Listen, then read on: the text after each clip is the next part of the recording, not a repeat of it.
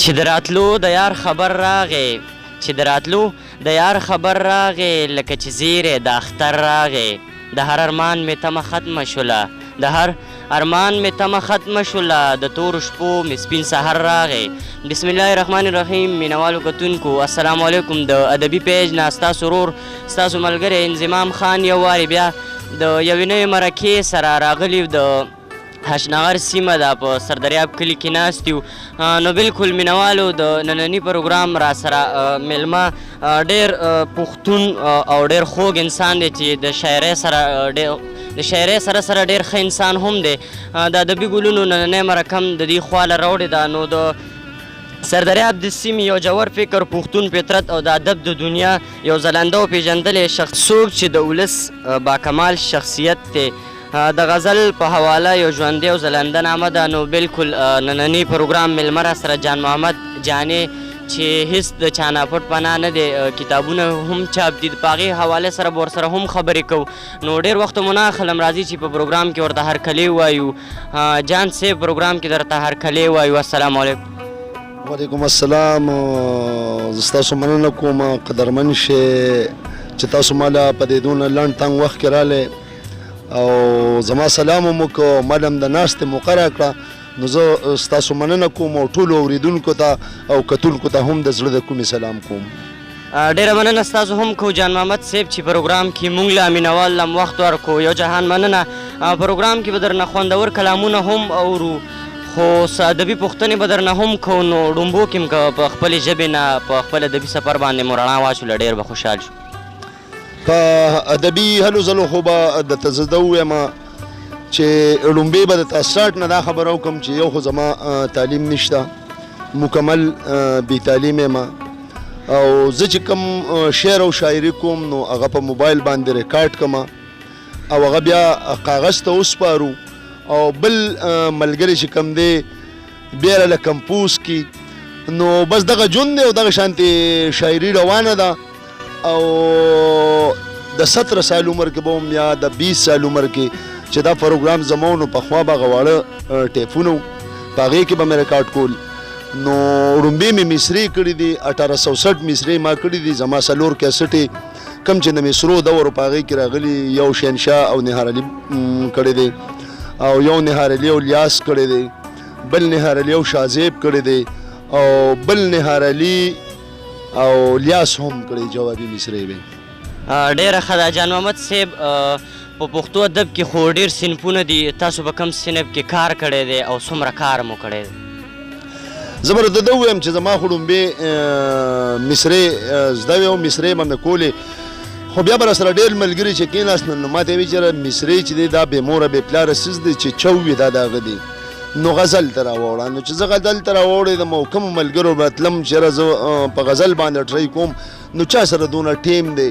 او کې به ناستم یو پسې به ګرځېدم بل پسې به ګرځېدم بل پسې به ګرځېدم نو حد دا چې خدای پاک دونه رحم وکړو چې زما اوس مصره په خولې باندې نه راځي زه چې لیکم نو زه غزل لیکم نظم لیکم او سندره لیکم او قطعې او شعرونه مې نه دي خوښ زیاتتر زه په غزل باندې کار کوم ولې چې غزل زما خپله خوښ دی ډېره ښه خبره ده جان محمد صاحب خپل یو کلام را سره شریک کړي نو د هغې نه پس به نورې پوښتنې کړو بالکل به سره ملګرو شریک کم ملګرو سره به هم شریک کم غزل دی چې دا نه چې چپ یم ماله څه نه راځي دا نه چې چپ یم ماله څه نه راځي او تا ته دعا زما په خوله نه راځي او د کمې ورځې نه چې ته تلې د کمې ورځې نه چې ته تلې او دلته میرګاټو له واړه نه راځي او راته یې نوره به نه جاړم راته یې نوره به نه جاړم او زما به اوښکو کې رانجه نه راځي او بې وفایي زه هم کولی شمه بې وفایي زه هم کولی شمه خو دغه چل د تا نه ښه نه راځي او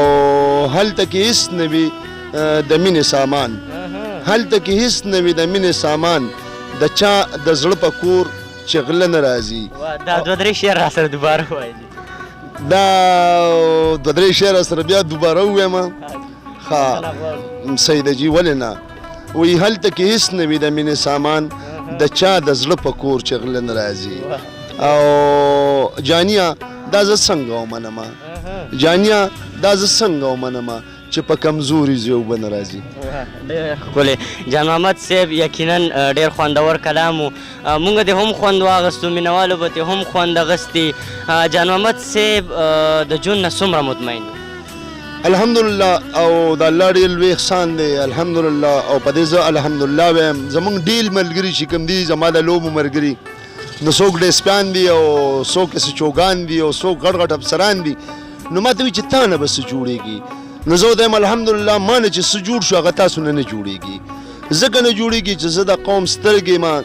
ستاسو د وړاندې دي. تاسو ته ما هم ښول چې یو سړی سنتونه والي او د سرکاري ادارو نه، لکه د کمیشنر نه والي، د ډي جي نه والي، د غټ غټ افسرانو نه تاسو ته ما وښول. نو دا زما د ژوند سرمایه ده او زه په خپل ژوند ډېر زیات خوشحاله یم او ډېر زیات مطمئن یم. ستاسو د وړاندې دی زه د غونډې کې PK صدر یم او په سردریاب کې تاسو دا دي هم کتل چې ژوند څنګه ښکلي تېرېږي او ډېر د مزو د خوشحالو ژوند تېرېږي. ډېره ښه ده. جان محمد صاحب، تاسو خو د سردریاب صدر هم یې، نو تاسو به په خپل ادب کې به په سردریاب باندې هم لیکل کړي، نو که څه مو لیکلي بالکل را سره شریک کړئ. یاره بالکل په سردریاب باندې مې ډېر زیات لیکل کړي دي، خو معذرت سره دا خبره کوم او ملګرو ته بیا هم ښکاره وي چې زما تعلیم نشته. کوشش به کوم چې را یاد کړم. یو څیز مې ذهن کې راغی چې دلته را ډېر خلک راځي مېلمانه، د ساري چې راځي نو ډېر په خندا راځي او مازدیګر ته بیا ځي. نو په هغې راته یو غزل کې راته یو څو کړی را یادې شوې چې پرون لیدې مې د خندا ډکه ولاړه د صدریاب د ګودر غاړه، اریان ولاړم د خشتو کډه ته لاړه د صدریاب د ګودر غاړه، او ښکلي راغلي د ارخوا دي سم د مستۍ نه په هوا دي، اوس د زلمو به دلته خونه شوي جاړه د صدریاب د ګودر غاړه، او د شنو اوبو خوږې سندرې ستا د ښایست کوي خبرې، سپینه سپوږمۍ دې تماشه کوي ولاړه د صدریاب د ګودر غاړه، او د پېښور په روډ آباد دی ښکلی منظر د صدریاب دی، د پېښور په روډ آباد دی او ښکلی منظر د صدریاب دی، کشتۍ ولاړې وي اکثر د سیند په غاړه د صدریاب د ګودر غاړه. دغه ځای پورې راته یاد دی. نو ډېره مننه چې دا هم را سره شریک کو. ډېره مننه هم کو جان محمد صاحب. په ژوند کې د خپل ژوند را سره یو دوه حالتونه هغه شریک کړي چې کوم کې تاسو ډېر خوشحاله شوي وي او کوم کې تاسو ته ډېر خفګان رسېدلی. په ژوند کې خو انسان چې ژوندي وي نو سوال نه پیدا کېږي چې دی وایي چې زه د خوشحاله یم او بس زه بالکل فور مامور یم. هغه صرف یو د الله ذات دی. دا انسان چې څونه ژوند دی نو دا په پریشانو کې دی او په خفګانونو کې دی او هلو ځلو کې دی. زه په هغه ورځ باندې ډېر زیات خوشحاله شوم او ډېر زیات خوشحاله وم چې په 2010 کې زما ګیلې کتاب راغی نو زه ډېر زیات خوشحاله وم. بیا په 2014 کې زما مات زړه کتاب راغی نو په هغې ډېر زیات زه خوشحاله وم. بیا موږ ته پولیس فورس د اړخه د ډي جي د اړخه ماته سرټیفیکیټ میلاو شو نو زه په هغې هم ډېر زیات خوشحاله وم. بیا داسې بل یو اداره وه د هغې د اړخه راته یو سرټیفیکیټ میلاو شو په هغې هم ډېر زیات خوشحاله وم. اوس راته نن په 24 تاریخ باندې راته د کمیشنر د اړخه یو سرټیفیکیټ په ادبي هلو ځلو باندې میلاو شو. نو دا ټولې د ژوند د خوشحالو ورځې دي او خوشحاله ژوند تېرو الحمدلله. خفه خو زه یو ټیم هم نیم نه د چا خفګان منم او نه په خپله د خفه کېدو سړی مر وخت یم خوله کې خندا وي جي. ډېره ښه ده. یقینا مینوال ته بظاهره هم وي ستاسو انداز نو بالکل دې نه ښایي چې تاسو ډېر خوشحاله هم یئ او ښه خبره ده. نو ډېره مننه هم کو جان محمد صاحب پروګرام کې را سره خپل یو غزل بل هم شریک ولې نه بس مونږ خو همدې ته ناست یو چې خلکو ته غزلې وایو خلک خوشحالېږي نو بس مونږ په دې باندې خوشحاله یو. خو غزل دی چې جانان سلګې وخي او سا نه اخلي، جانان سلګې وخي او سا نه اخلي او بنګړي د ځانه ماتوي تاوان زمان اخلي. جانان سلګې وخي او سا نه اخلي او بنګړي د ځانه ماتوي تاوان زمان اخلي، او شوخ په نیولې او بیا شاته ګوري، شوخ په نیولې او بیا شاته ګوري، ساس یو خې رخصت ما نه اخلي، او خلک لګیا دي هزارونه اخلي، خلک لګیا دي هزارونه اخلي، څوک هم د چا د زړه دعا نه اخلي، او خلک لګیا دي هزارونه اخلي، خلک لګیا دي هزارونه اخلي، څوک هم د چا د زړه دعا نه اخلي. او زما په حال باندې حیران پاتې شو، زما په حال باندې حیران پاتې شو، اوس سرسایره نه مولان او مختره جي چې زه جان محمد یې د راتلو په تمه زه جان محمد یې د راتلو په تمه د وفا نوم ابې وفا نه اخلي. ډېر ښکلی یقینا ډېر خوندور کلام و. جان محمد صاحب په پښتو ادب کې په نن وخت کې کوم شاعر خوښ دی نو د هغې د لس شعرونه درځي غزل وي نو بلکل را سره شریک یاره دا په ننني وخت کې خو چې کم زمونږ په عمر کې کم شاعران دي هغه مې ټول خوښ دي. کم عمره چې دي دا زمونږ بچي دي الله دې وله پویه ورکړي.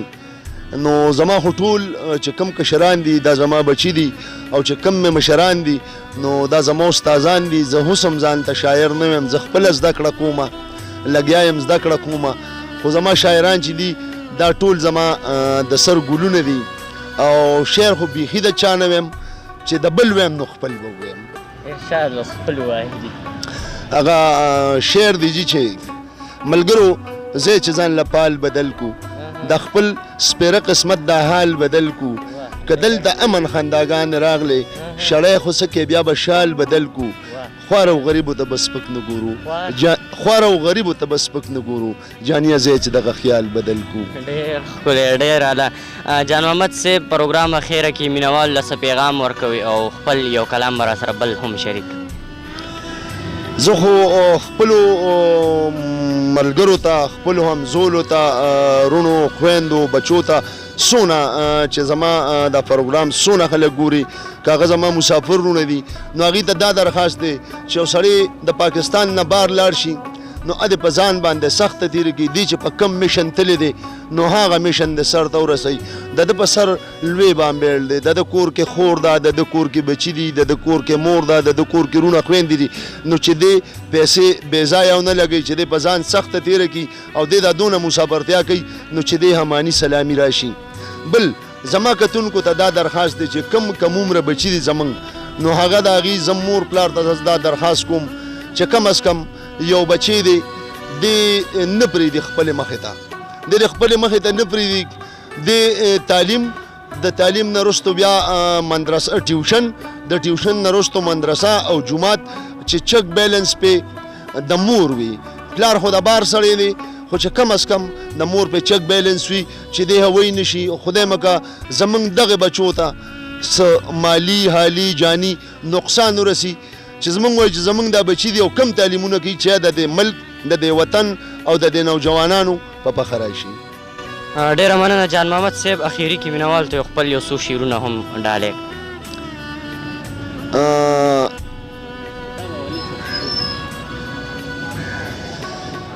زه برته یو قطعه ووایم او